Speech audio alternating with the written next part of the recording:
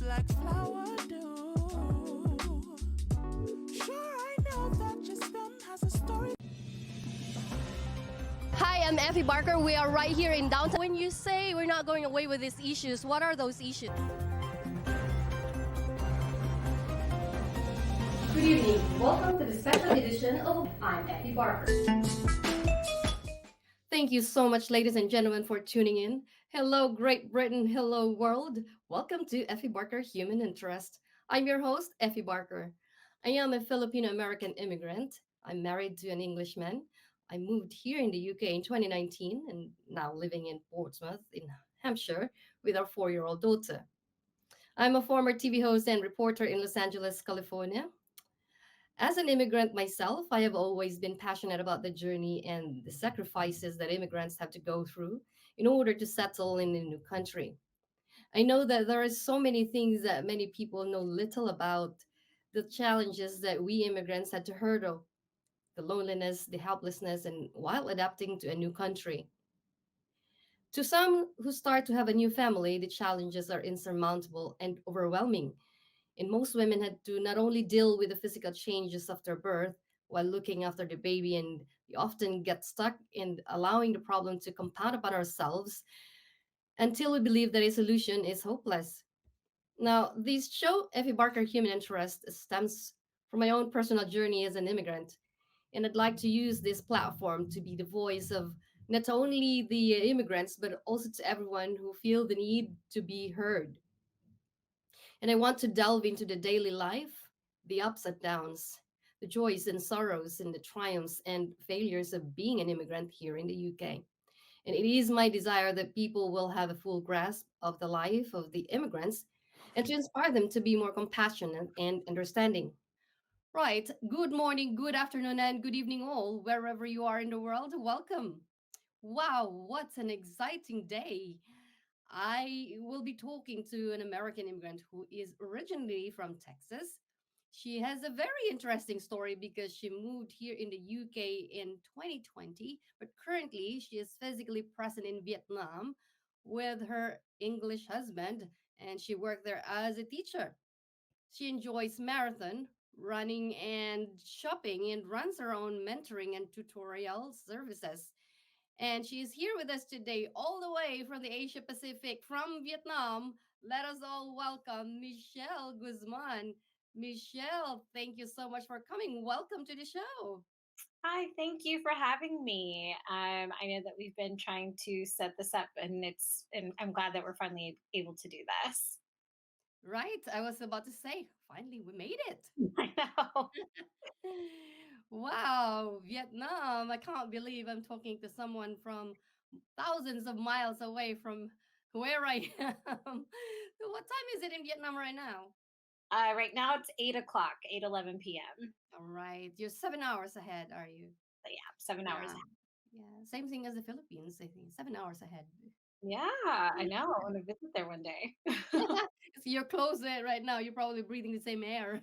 Yeah, it's a little polluted, but it's okay. Yes. Wow. So you are from Texas.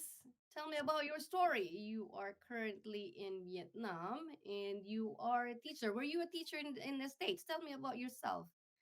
Yeah, so I am born and raised from Texas. And my mom is also an immigrant, but she's an immigrant from Honduras, which is in Central America. And I was born in Texas. I was educated high school through university. I was a collegiate athlete. And I started to travel when I was in college, and I think that's where I got the whole kind of travel bug. And started to travel after I graduated from university, and so that kind of sparked my interest in wanting to teach abroad. So a couple of years after I was into the educational field, I was working in a suburb out of Houston. I decided I wanted to start this process of teaching abroad. Moved to Dallas, taught in Dallas for a year, and then moved to Morocco, and that is where I met my British husband. And he was living in Morocco for 6 years, and I had lived in Morocco for 4 years. And then we decided to move to the UK. And we moved to the UK in like the midst of COVID in 2020.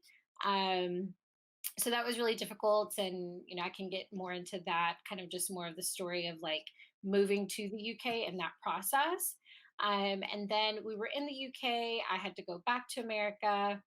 And then we decided that it just was not working for us. UK is in a recession right now, and the cost of living crisis. So we decided this past summer, or back last year in the spring, we accepted positions to teach here in Ho Chi Minh City, in Vietnam, and that's where we've been since August. Right. Okay. So you moved here in 2020. And what month was this? So I we moved from Morocco, which even that process was just like wild because the borders were closed for certain countries, and just traveling with an animal was very difficult. So we moved in August of 2020. Hmm, August of 2020. So I moved here 2019, Mm. November. Yeah, I gave birth in 2020. And Oh, yeah, I asked the month because I was trying to like reminisce what was it in 2020 of August for me. Wow, that was yeah. tough. I just gave birth. Yeah, it's a blur. I would say like 2020, 2021, like Mhm. kind of it starts to blur together. Yes, yes. All right. So you moved here. When you moved from Morocco, did you move under a spouse visa already? No. So my husband and I had started the process when we were in Morocco that we were wanting to move to the UK, but clearly I'm American, so I wouldn't be able to legally work in the UK. But as an American, I can be in the country under a tourist visa for 6 months. So that's what I did. We moved to England in August of 2020. The plan was to be there under a tourist visa, kind of set up because we moved in back with his family, with his dad. Mm. And so we had a place to live, but it was more of us settling in, him looking for positions. And then when it was time for me to start the visa process, which I went back to America in January of 2021. So it was Oh, 6 months of being in the UK under a tourist visa initially. but you were married already before coming here as a tourist. Yeah. We were Oh, married in December of 2019. oh, okay. Mm-hmm. That was just a month when I moved here. I'm really trying to remember what happened. Yeah. Yeah. Right. Okay, so you're married already. You moved here in the UK as a tourist for 6 months. So that was August, September, October, November, December, January. So you went to the States in January 2021, and Mhm. that's when you processed your spouse visa.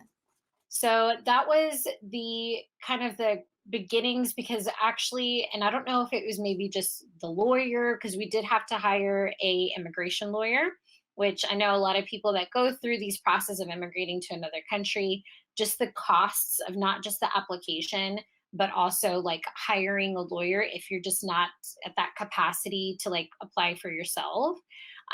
So we had decided January 2021 I was going to be heading to the US, and which is a really weird time because it was with the election, where the insurrection of the US and at the Capitol in DC happened just like days before I got there. So it was kind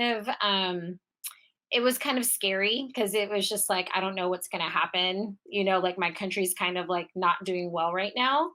But I went back in January 2021, and we didn't process the paperwork until I think maybe March, because there was something that was missing. I don't remember exactly what it was what that our lawyer was asking of us, but it took a while for us to like gather whatever it was that he needed. So what we thought would just be 3 months of me being in the U.S. turned into 9. So I was in the US for 9 months without seeing my husband because he had to stay in the UK to work. Um, and obviously, when you process the paperwork in the US or wherever country you're from, you have to turn in your passport. So there was no me visiting the UK because you're not allowed to, or any other country while this is being processed. Kind of you're stuck. And what's the other term? Like trapped? No, not really. Yeah, But like I think it was because it was such a time of like uncertainty. I was like, oh, this will be a little vacation. I can go home for 2 to 3 months while this is Mhm. processed. And then it quickly turned into, oh, I'm going to be here much longer than I had anticipated, and I need to Mhm. start working. So my husband was working in the UK as a teacher, so he wasn't able to come and visit me because he was the sole provider. But I was also able to tutor, and then eventually I was able to get a long-term cover position in the spring at a school in a school district close to where I lived. So that turned Mm. out really, really good because I was like, I need to be making like appropriate salary because now this is going to take longer than I've realized. And I do think part of it was because of the COVID, the applications, everything was taking a while. Because we did not apply for the option of the expedited process. Like you could pay an extra £1,000 and expedite, the visa, but we decided not to do that. So yeah, so that was a really, really hard time and definitely the biggest struggle of this whole process. Because I had to celebrate my birthday without my husband. I had to celebrate like really cool achievements that I was accomplishing without my husband, like physically there. Um, and so that was just really difficult because like that's your person, that is your spouse. And we didn't see each other, in person for 9 months. So you finally got it in December of 2020. That's when you moved here as well. I got the spousal visa in September of 2021. Oh, 21. Oh yeah, Mhm. 21. Sorry. So September, and then you moved here by December or September as So well. Mm. I received the visa in the beginning of September and then was there in the mid September. Or no, I was in the UK at the end of September of 2021. Take us through your journey. So probably lots of tears when you left the States. This is for good. You're looking forward already to Yeah. going to the UK. And did you have an expectation? What kind of life would you have when you get here? Yeah, so I when I was going through the process back in America, I was with my mom, so I was able to spend time with my mom, but it's this weird limbo that you're in because you don't know if you're going to be staying for longer than 3 months or if you're going to be there for less than 3 months. So it was like this weird space to be in. And so it was just kind of like, well, I don't know if this will be the last time that I see this person or will I see them next month for this birthday party. It's just like this weird limbo time. And I'm a teacher, I'm very much a planner, so it was really hard for me to like make plans because I just didn't know when I would be receiving this visa. So when I did receive it, it was just such an amazing feeling when I got it in the mail. You have the little picture in the passport, and then I knew that it was time to like start packing, start figuring out next steps, get on a flight. So it was maybe about a week and a half to 2 weeks from after I received the visa that I flew out back to the UK. And my mom was moving from that house that she was in. So I had to pack up a lot of the stuff that I had left as like childhood memories, and figure out storage buildings, like figuring out what she's going to take with her when she's moving to her new house. So it was also like moving not just like my suitcases but moving things from home because my mom was moving after I was going back to the UK. So then we get to the UK, and it was just such a good feeling to be reunited with my husband because of, again, like I said, we hadn't seen each other for 9 months. You just uh, want to be with each other. yeah, so we took a trip actually not that long after I got back to the UK. We went to Spain, and did like a beach vacation, just so that we could celebrate finally being together and just like relax because it's just such a stressful situation to have to be in. And so that was really nice. And then it was the process of like, okay, now I need to get my documentation in order for me to teach in the UK because I am a certified teacher in the state of Texas. And so back in like 2018 or 2019, I had sent my documents to the Department of Education in the UK to get my certification for qualified teacher status in the UK, the QTS. Um, So however, sorry, you teach children or what age is it? so I teach. secondary. I've been teaching secondary for many, many years. Mm-hmm. But I have the ability to teach primary because of my Mm-hmm. certifications in Texas. What But I what subject is it that you're teaching? mainly psychology. Okay. So All right. it's social studies, but I've been teaching psychology, AP psychology, DP psychology for this year I'm teaching DP psychology. I've taught AP psychology for 4 years. Um, so yeah, so it was the process of getting my background check in the UK. And I'm sure you're very well aware of like just the paperwork and like sometimes the tediousness of how the UK goes about a lot of things when it's kind of unnecessary. So I had to go through a very tedious background check for my visa. I now had to do a separate background check to be able to teach in the schools. And that is what they call a DBS, document based services in the UK.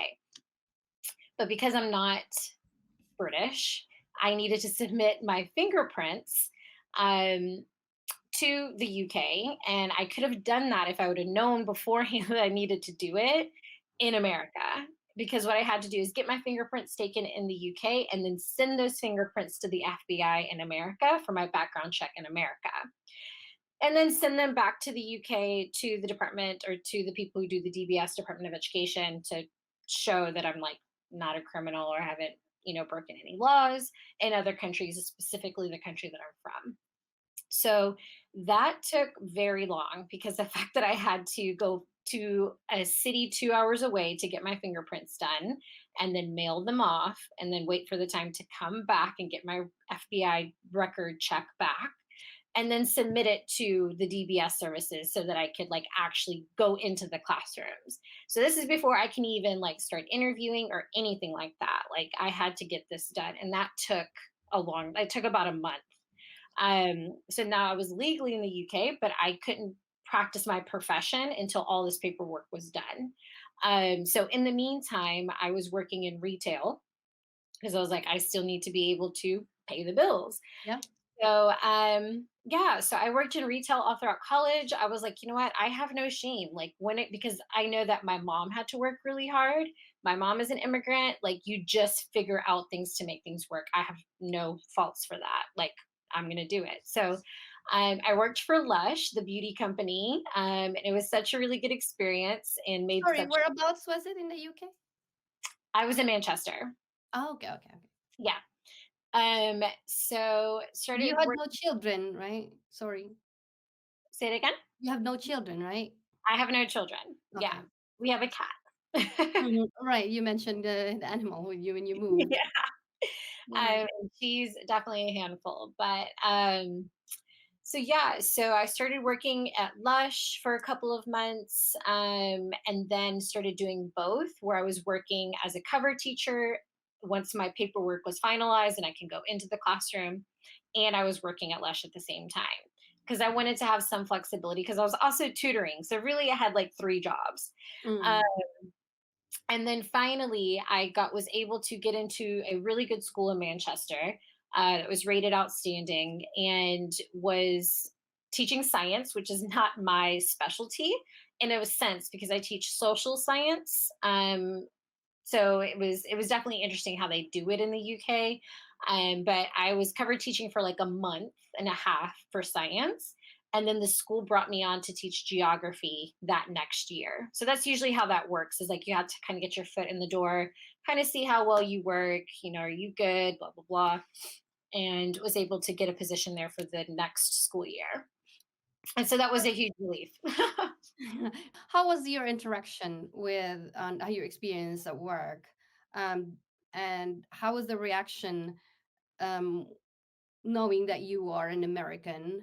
And is it beneficial being an American immigrant here in the UK, or is it a disadvantage? So that is actually really a really good question because the two experiences of being American at Lush at a retail shop, where you will have people from different backgrounds as customers coming in to buy products. Um, but a lot of people, like local people, I would always get the question, "Are you American?" And it got to the point where I was just like, I don't put on a fake American accent at work. Like I sometimes I was just like, why are people asking me this? Because it would be at least 10 times a day. So it got old really quickly. Um, so that was in retail when I got asked that question. And then when I got into the schools, because I taught in inner city Manchester, like the city center, basically kind of like a what was it was East Manchester.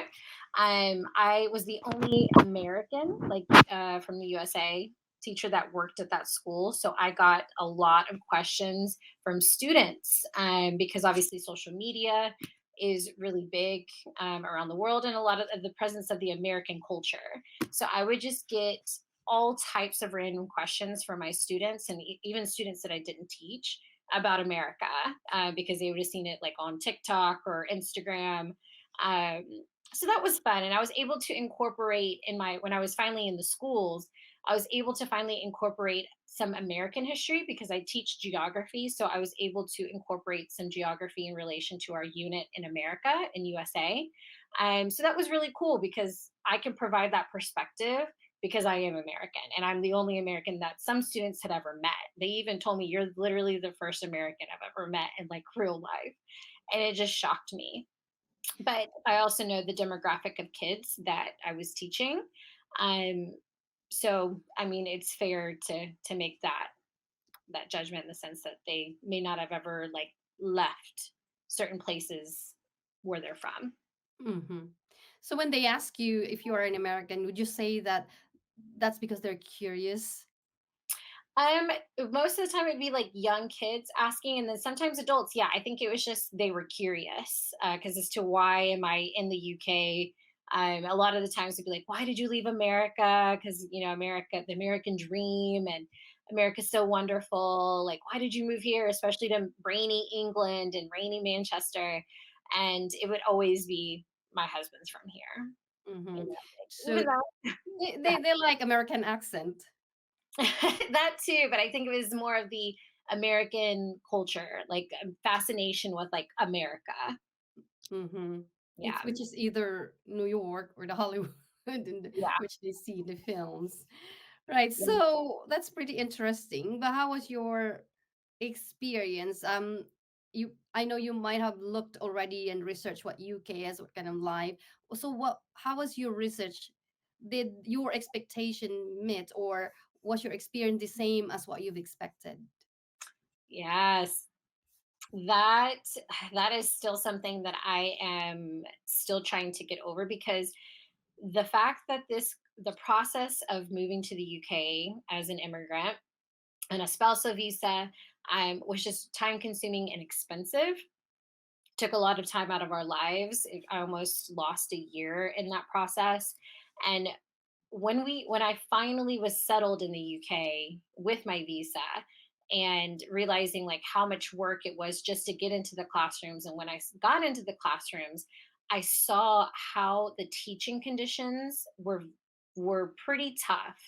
And I can, from my own experience, I felt that the teaching conditions and how many students and just the way that it works in education in the UK where I was at is was tougher than when I was teaching inner city Dallas, which I loved.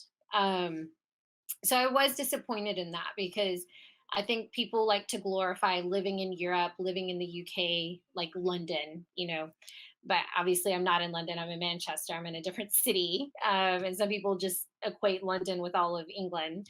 Um, but that was really hard because it was difficult, like teaching in the schools in Manchester because the kids are tough. They come from various backgrounds for various reasons. Maybe they may not have their parents there. There's stuff going on with their parents, and so I don't know. I didn't really know what to expect, but I just thought it might be a little bit better, just because I had heard that life was just better in Europe for just teaching or just living life.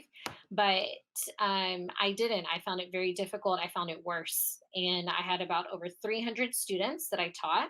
I had 11 classes. I only had 3 planning periods in each week, so 6 planning periods in a 2-week rotation. So that was I did not enjoy that. It was a lot of students with not a lot of time to get my classroom ready and grading. Um, And so I found that very difficult. And then also realizing I needed to be a part of a union. And being from Texas, which is a very conservative state, workers' rights are not as emphasized in America in general, but especially in Texas. And coming to a place like England, and especially a place like Manchester, where workers' rights and unions have a lot of power. In Texas, like if I was to go on strike, I could lose my teaching license. So last year, in the UK, a lot of teachers were going on strike. And I didn't know that I needed to be in a union to start that process of going on strike, because in the UK, they were fighting for teaching conditions, they were fighting for higher salary pay. And when I finally was in the classroom, I was like, oh yeah, like I need to definitely like stand with teachers, because also don't agree with the teaching conditions and the salary pay. It's significantly a lot lower than what I would be getting paid in America. That was something that was a shock for me as well. Was in general how much lower salaries are in the UK versus America. But I know that NHS is another thing that's discussed, like socialized healthcare. Um, but yeah, so I went on 6 days of strike days last school year in my first full year of teaching in the UK. So that was a very interesting time. How are they in terms of the union? Are they welcome here, or I don't know what's the situation? In the UK, I really do feel like they're very active, at least for teachers, because there's like a couple of teacher unions. And so there would be one specific union that would say, these are the days that we're going to go on strike. And if the government doesn't agree to what we're asking, then we will plan future strike days. Um, so, yeah, so eventually it did come to the point last year where the government did agree with the unions, and I think we're able to receive about maybe over £2,000 salary increase, which with the cost of living crisis and the years, of inflation, that's still not a lot. Like there are professionals in the UK, nurses, junior doctors, teachers, that were having to go to food banks because they're not able to pay their bills, even with a professional salary. And I was able to understand that, because I was like, I have been teaching for over 10 years, and if I would have been a part of a union when I first started and maybe been given that advice, they would have helped me negotiate for a higher pay based on my experience. Hmm. Uh, but I negotiated for my pay when I first got there just by myself, because I was like, this is the pay that you're giving me is like a pay of a third or fourth year teacher. I have not worked my entire career to just get paid as a third or fourth year teacher when I've been teaching for 13 years.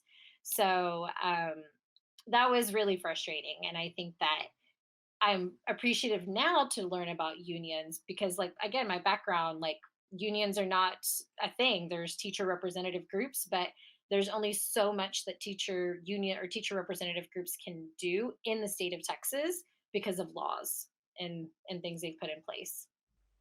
When we come back, Michelle will talk more about her experiences here in the UK. And she'll also talk about her thoughts about the immigration process.